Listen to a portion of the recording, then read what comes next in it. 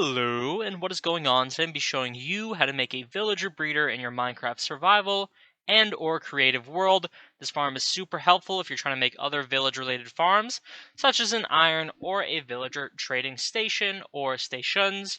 For this farm, you will need a couple stacks of blocks of your choosing. Whether or not you want to make a roof is up to you. 3 composters, at least, depending on the size you make this, and a slab for each one, a hoe, some seeds, and at least 7 beds I would recommend.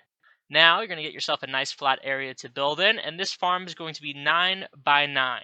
So you're going to build 1 block, and then 9 out, and then 9 in the other direction. I'm using 2 different styles of blocks, so it'll match the rest of the styles I like to build in this series, but that's entirely up to you. I have made this one in my survival world.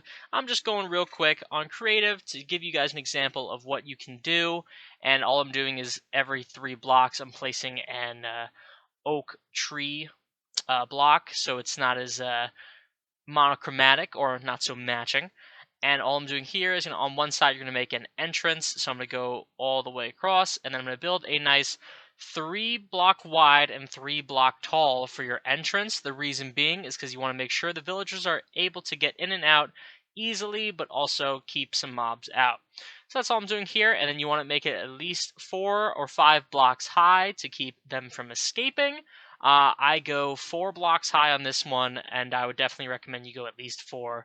3 will work, but you'll also see maybe some will escape. So at least 4 blocks tall if you're doing the 9 by 9 here. So we're just going to go around and we're going to fill in all the gaps, and we're just going to make it look nice. Again, if you're just doing this real quick and you want to save time, you can use all the same block, just build it 4 blocks tall all the way around the cube. I'm just doing this so it looks nicer, and you have something that looks nice if you plan on keeping it throughout your build.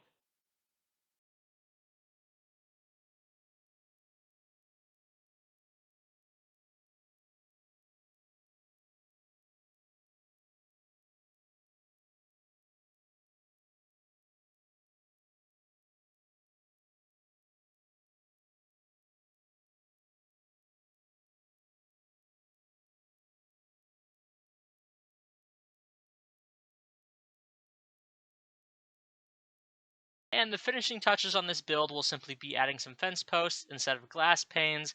But as you can see, I went a little crazy with it. You don't need to go this crazy. But now the important part is placing the beds down. So you're going to go one side and place 7 beds in a row. Now, this is going to be where they sleep. Now, I recommend going 1 block away and placing 1 on the left-hand side, 1 on the right-hand side, and make sure you put a half slab on top of them so the villagers can't jump on top of them, and I put 1 in the middle here just to cover all the bases. Now we have to build 2 blocks away from the beds, and you're going to start hoeing the ground, and you're going to plant seeds here. This is where the villagers are going to farm, and the reason they have to farm is they need to produce wheat to breed. So we want to keep this little square here, a little rectangle, full of seeds at all times so they can constantly collect wheat. We also want it 2 blocks away from the bed, so when they jump off the bed, they don't destroy the crop. So that's why we keep it on this half only. Now I'm taking oak fence and placing 3 on the top and 6 oak fence gates on the bottom. The reason being is you can open all 6 oak fence gates and you can drive a horse through here, or more specifically a boat. I like to transfer my villagers via boat because it's easy to hop in. You grab both your villagers and you can just simply drive them into the pen without having to worry about them escaping, close the gates, and then destroy the boat. For this, to start, you only need 2 villagers. Once you have the 2 and have them in the farm, they'll automatically turn into farmers like you just saw there, because the composter block turns any villager that doesn't have a specific skill into the farmer class. And I recommend throwing down some torches so you don't have mobs spawning here, and all of the villagers will stay safe in their nice little cubby. Now that you have 2, you only need 2, and now we're going to show you how to breed the villagers. Now, once you have 2 villagers in this little corner, you're going to start throwing bread at them. Bread, carrots, pumpkin pie, potatoes, all of these things will work. I find bread works the most, and we're using wheat seeds for this farm, so it makes the most sense. About a stack of bread will do it. You can definitely use less, but you'll know it's working when they start chucking bread back and forth at each other like you see here. You'll see the red hearts start to form above their heads, and shortly after, you'll see a baby villager pop up, and let's see if he does.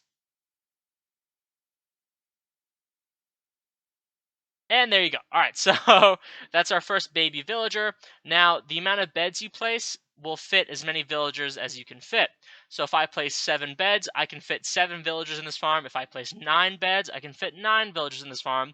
Once you hit the maximum number for the amount of beds, it'll stop producing. So what we're doing right now is we're placing half slabs on the top, so no mobs spawn on top. We're not adding a roof to this farm. You can add a roof, though. It does not affect the farm. Personally, I recommend a roof, but I'm doing this one with just half slabs so the mobs can't spawn on those whole blocks up top. And then we're going to build 1/2 slab out so we don't have spiders crawling up and into the farm. So we're just going to go all the way around. That way, if they decide to climb the wall, they can't make it to the top. Super simple, very easy to do. And then this is in case you don't want to add a roof. But I definitely recommend adding a roof. It's the safer option, and it's definitely it looks a little nicer. But this still looks nice, and it's as simple as that. So now when we go in, you can see we have 3 villagers now, meaning we have 4 spaces left. And if you want to speed up the process, you can bone meal the crops, because the villagers, what they'll do is when they see the crops, they'll come and mine them. And the reason being, oh, look at that. You see, they're already in bed. This is why we can only have a maximum of 7, because each villager needs somewhere to sleep in order to be able to breed. So as you can see, during the nighttime, they tend to go to bed. And while they sleep, you can sleep next to them if you want to, but this is why we can only allow for 7 since we only have 7 beds. Now, the reason I like this farm is because you can simply put 7, and then if you have a max of 7, you can take 4 out, 5 out, and they'll reproduce back to 7. So it constantly produces villagers up to that 7 number, like I just said, and you can keep taking them out to fulfill other farms, and then in the meantime, they'll stay nice and cozy in here. So now all you can do is you can bone meal the wheat if you want it to grow a little faster, and then over time they will come and they will collect the wheat, turn it into bread, throw it at each other, and then produce more villagers. And those villagers will grow up and become farmers. Now, you definitely don't want to trade with them, because if you trade with them, they will become permanent villagers and you can't use them for anything else. As you can see here, I let this go for about an hour and we're already up to 6 villagers, so we're almost at the max. So we have 1, 2, 3, 4, 5, 6. And that is it. If you need me to slow down, feel free to rewind. This is it. They'll keep producing villagers for you. Nice and simple. If you like this video, please let me know. I hope you use it, and I hope you enjoyed.